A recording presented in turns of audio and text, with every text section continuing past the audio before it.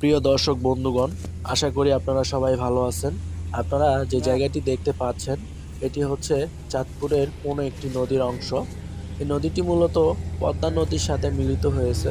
তো আজকে বিকালে আসলাম, আসে দেখলাম এখানকার যে পরিবেশ, এখানকার যে ঠান্ডা বাতাস, তা আসলে খুবই মনোমুগ্ধকর, খুবই চমৎকার। এখানকার মানুষ, বেশিরভাগ মানুষই হচ্ছে নৌকা দিয়ে যাতায়াত করে। আপনারা একটি নৌকা দেখতে পাচ্ছেন, এই নৌকাটি যাত্রী নিয়ে তার গন্তব্যস্থলে যাচ্ছে। আসলে এখানকার পরিবেশ আমি আপনাদের বলে বোঝাতে পারবো না, কতটা সুন্দর। আপনারা যদি আসতে চান তাহলে আসেন, বুঝতে পারবেন যে আসলে এখানকার পরিবেশ কতটা সুন্দর।